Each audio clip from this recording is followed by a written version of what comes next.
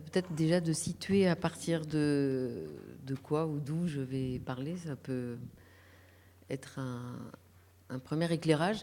Donc ça fait comme mon voisin, j'ai une formation de géographe urbaniste, mais en fait ça fait une bonne quinzaine d'années que j'ai décidé de travailler dans la coopération internationale et plus particulièrement en Méditerranée, sur le montage de projets artistiques et culturels et de coopération durable. Et en parallèle, lié à d'autres aventures professionnelles et antérieures, j'ai continué de m'intéresser et de contribuer à des initiatives qui avaient à voir avec les arts du cirque et les arts de la rue, notamment en France, qui m'a conduit, et c'est ce que je fais encore, il y a une dizaine d'années, avec quelques partenaires, à créer une collection de livres, d'ouvrages dédiés aux arts dans l'espace public, collection qui s'appelle Carnet de rue, à l'entretemps. Et au départ, c'était deux activités qui semblaient fort distinctes et qui ne se rejoignaient pas, d'autant que les activités conduites, ou en tout cas le médium à partir duquel on a articulé avec une association qui est née de la friche et qui s'y est installée, qui s'appelle toujours Zinc, mais qui fait plus de coopération, partait de toutes les nouvelles pratiques numériques dans la sphère culturelle, que ce soit pour des finalités éducatives ou artistiques. Donc, a priori, ça semblait être des champs très différents. N'empêche que la ville d'Alexandrie et les premiers échanges et les premières actions se sont structurées avec Alexandrie, ce qui fait que je connais cette ville depuis l'automne 2000 exactement. Donc le premier éclairage que je peux apporter en complément à ce que vient de préciser Émilie Petit en matière autour du développement de Nassim El Raks, c'est la question du territoire d'Alexandrie et comment il s'est coloré de la question de la culture et de la question artistique.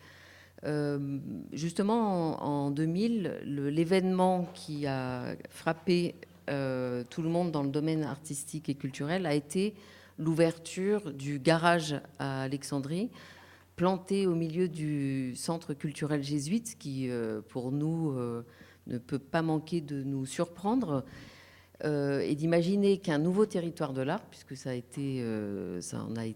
a été identifié comme tel en 2001 et 2002, avait pu naître précisément d'un endroit qui pouvait apparaître vu de l'extérieur confessionnel.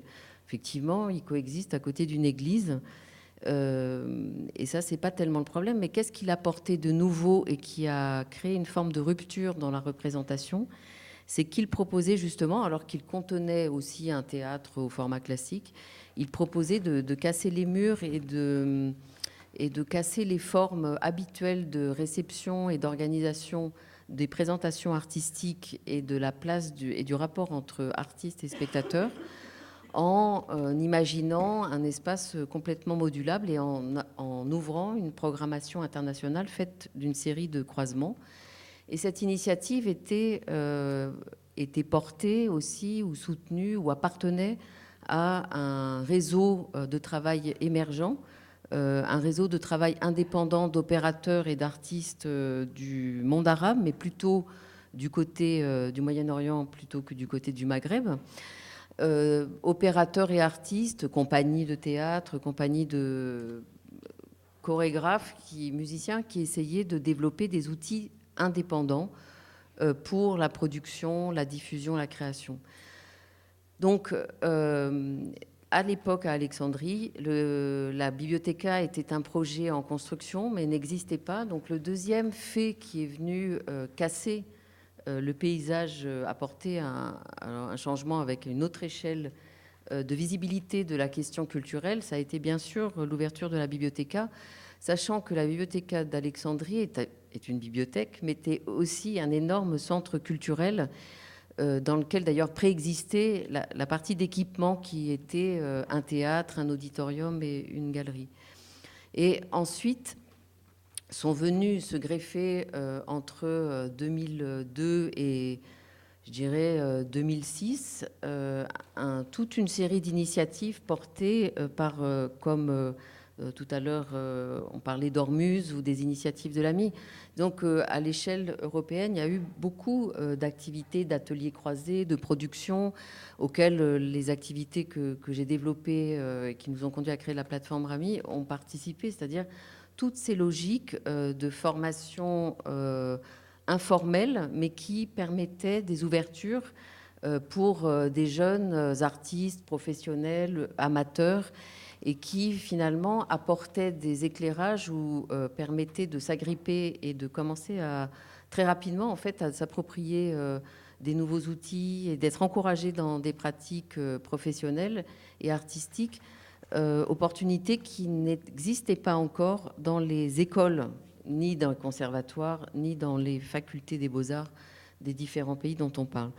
Et donc, il est vrai qu'avant, donc il y a eu comme ça la création d'un certain nombre de lieux indépendants. Bien sûr, ça paraît peu, mais à l'échelle d'une ville, à l'échelle d'un territoire, il y avait quand même un réseau d'acteurs auxquels, par exemple, Réseau Danse que Émilie a cité, que Réseau Danse est venu enrichir à l'initiative d'un Français qui avait travaillé avec la Fondation Analyte comme traducteur et qui a eu envie de créer une structure et qui a ensuite l'a créée selon des règles égyptiennes et pas des règles françaises, donc avec une structure de droit égyptien. Donc tout ce micro-maillage fait quand même un tissu qui était fragile, mais qui trouvait ses appuis dans les financements européens, extérieurs et la Fondation Analint. La Fondation Analint, qui n'est pas un modèle, forcément, on peut en discuter en soi.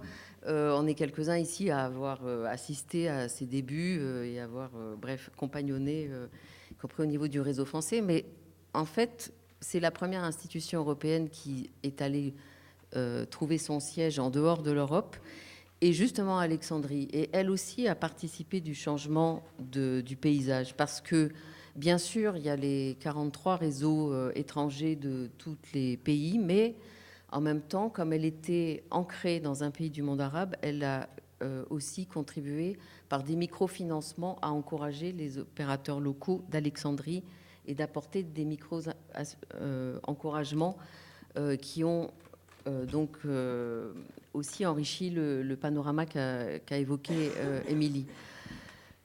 Tout ça a contribué même avant la Révolution, ou en tout cas, je ne suis même pas d'accord avec moi-même de comment il faut l'appeler aujourd'hui, et je pense qu'en soi, ça pourrait faire débat. En tout cas, avant que ces événements ne surviennent, que ce soit en Égypte ou dans les autres pays, un certain nombre d'artistes se posaient vraiment déjà les questions de la rencontre avec le public. Et justement, passer le stade de création de leurs propres outils, de la première petite galerie, de la structure de théâtre et autres, de savoir comment même arriver à toucher le voisin, le café du coin, celui qui venait faire le ménage, ou simple passant qui passait dans la rue et qui semblait ne pas être touché par la galerie haute. Et donc les premières initiatives relatives, par exemple, enfin du moins l'intérêt de la question de l'art dans l'espace public se situe dans un certain nombre de pays à cet endroit-là, c'est-à-dire de comment se rapprocher des gens, et il y avait eu déjà un certain nombre d'initiatives sur ce sujet. Du coup, c'est vrai qu'au moment de la Révolution, et ça raccorde avec ce qu'a expliqué Émilie, il y a eu un investissement incroyable. Tout le monde était dehors, donc y compris les artistes, et bien évidemment, du coup, dans les mois et années qui ont suivi, et on voit ces mécanismes-là ont été encouragés aussi en Tunisie et ailleurs, une explosion de ce qui a pu s'exprimer et du coup se confronter à la réalité sociale en extérieur. Donc aujourd'hui, on se trouve dans une situation compliquée parce que, comme l'a rappelé Adèle au début, on est pris entre liberté et sécurité, donc c'est en soi un vrai questionnement. Mais il est exact que les expériences comme celle de Nassim El Rak, conduite sur plusieurs années, avec ténacité, avec beaucoup de bricolage pour arriver à monter les productions, même si vous avez aussi, tu ne l'as pas mentionné, mais c'est au moins à certains moments l'appui de l'Institut français, du Goethe Institut, ou en tout cas les encouragements de ce côté-là. Ce bricolage fait qu'au bout de 5 ans ou 6 ans, ce n'est plus du bricolage. C'est une expérience concrète qui a toute sa valeur et qui a modifié les pratiques d'un cercle qui s'est quand même agrandi au fil des années et qui comprend autant des artistes que des gens, tous les réseaux de bénévoles, que le public d'un certain nombre de quartiers qui ont vu passer ça et comme en pensant que c'était des uluberlus qui ont été surpris. Mais il y a cette dimension aussi ludique qui apporte aussi son charme. Donc, je crois que pour finir sur cet aspect territorial, je pense qu'on méconnaît en France souvent la richesse de ce développement territorial, de ces maillages qui s'effectuent et qui comprennent une diversité de structures qui petit à petit se complètent. Elles ne sont pas toujours d'accord, il y a des clivages, il y a des... Mais de toute façon, enfin, il n'y a qu'à regarder le milieu culturel en France. Je veux dire, c'est le premier choc. Et c'est presque souvent dans le milieu artistique. Après, il y a celui de la recherche qui est quand même champion des chapelles, donc il faut quand même le dire. Bon, alors donc, il n'y a aucune espèce de raison qu'ailleurs, ça soit différent. Mais au demeurant, petit à petit, justement, la question du paysage, même, et c'est peut-être plus facile pour moi parce que justement de pouvoir l'analyser de l'extérieur, en fait, ça compose un paysage qui, de temps en temps, se relie, de temps en temps, se coordonne, de temps en temps, s'oppose, mais qui se complète donc avec des outils de production, de diffusion, de formation, de connexion entre l'enseignement traditionnel et les formes plus informelles. Et il y a un vrai rapprochement là-dessus. Moi-même, je travaille avec l'école d'art d'Aix-en-Provence et la faculté des beaux-arts d'Alexandrie sur des projets qui conduisent aujourd'hui à ouvrir des diplômes. Donc, tout est possible. Le fait d'être dans l'espace public, comme le dit Émilie, c'est tout à fait possible. Et il faut simplement, du coup, peut-être prendre appui sur la valeur de cette expérience et faire reconnaître aussi la valeur professionnelle de ça. C'est en cours à Alexandrie. De nombreux opérateurs commencent à réfléchir à ça et à définir ensemble des stratégies pour déjouer les problèmes de sécurité dans les deux sens, c'est-à-dire à la fois les interdictions, mais aussi les vrais problèmes de sécurité, et réfléchissent à des stratégies là-dessus. Donc on peut dire que le mouvement est vraiment en marche. Donc voilà ce que je pouvais peut-être dire rapidement sur l'effet structurant d'un territoire dans ses évolutions. Après, je voulais juste dire une chose sur la question de la coopération décentralisée, puisque tu évoquais ça en entrée, que personne n'en a parlé. Il se trouve que beaucoup des choses qui ont pu être développées en matière de plateformes de collaboration sur les questions du numérique, que ce soit Rami ou Média Kitab, ont pu l'être, en tout cas pour ce qui concerne ici, en France, la structure, avec des financements de la coopération décentralisée de la région, dans lequel la région PACA était impliquée, et la ville de Marseille. Et le département. Pour ce qui concerne nos activités, non. Mais oui, bien sûr, le département aussi le fait. Après, ça dépend des destinations. Et moi, pour ce qui concerne ce que j'ai développé, c'était juste ces deux collectivités. Et en fait, c'est intéressant à évoquer, et ça méritera un débat plus spécifique là-dessus. Ce qui est fort dans la coopération décentralisée, c'est ce que rappelait souvent Michel Vauzel, qui, avec la région PACA, qui a été quand même très volontariste sur cette politique, c'était que la coopération décentralisée, à la différence de la coopération d'un État-nation, rapprochait énormément les sociétés civiles et encourageait la coopération directe d'une société civile à l'autre.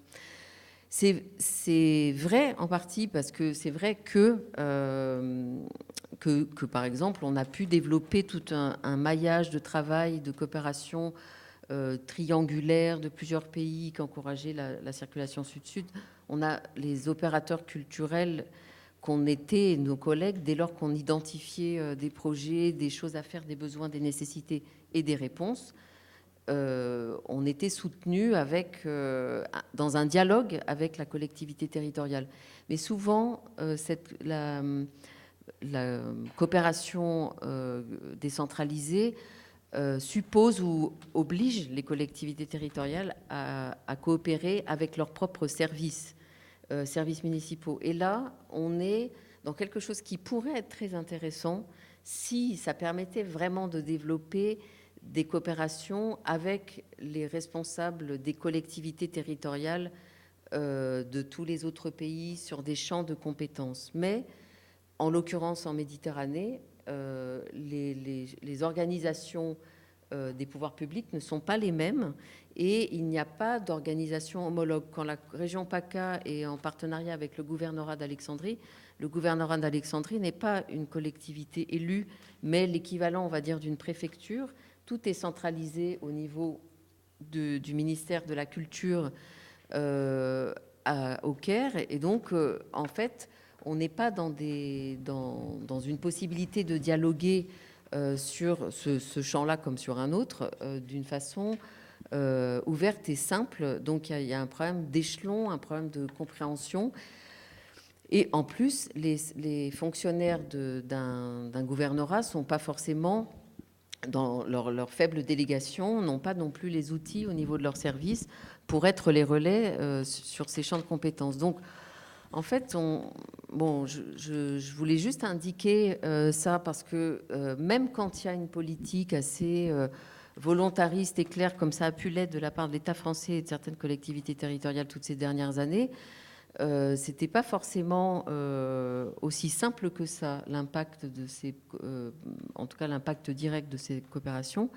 Et aujourd'hui, on se trouve à cet égard devant au moins deux autres problèmes. Un problème politique, c'est qu'aujourd'hui, par exemple, dans notre région, rien n'indique, on n'est pas encore au clair sur les orientations en matière de coopération décentralisée. Et de deux, l'État, puisque ça suppose un partenariat avec le niveau national, l'État, dans l'actuel contrat de plan, a fortement réduit ses financements. Donc c'est genre de 15% d'apport. Donc c'est totalement décourageant pour n'importe quelle collectivité territoriale qui aurait envie de s'investir. Donc ça aussi, c'est important. Et enfin, le troisième point qui est juste à souligner, c'est que dans les politiques de territoire, la question de la culture reste quand même extrêmement minoritaire.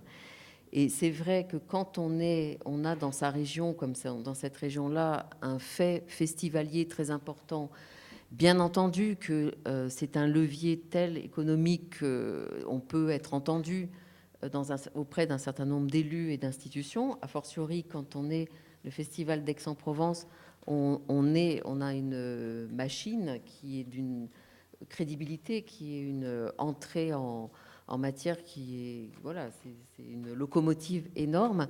Mais dans la plupart des contextes dans lesquels dont on parle, la question de la culture et de l'art reste quelque chose de relativement méconnu et est un combat ou en tout cas un enjeu de compréhension très important.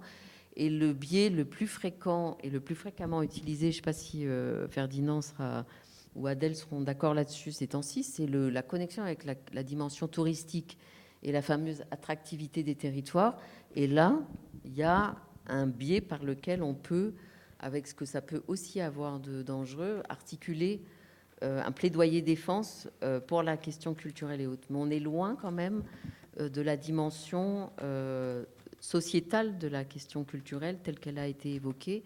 Et les démarches comme celle que Racine a entrepris de conduire à travers l'état des lieux et cette réflexion sur la mise en branle qui portera ses fruits sur le long terme de la question culturelle, de placer au centre la question culturelle dans toutes ces acceptions telles que Adèle, c'est un peu exemplaire dans toute la région.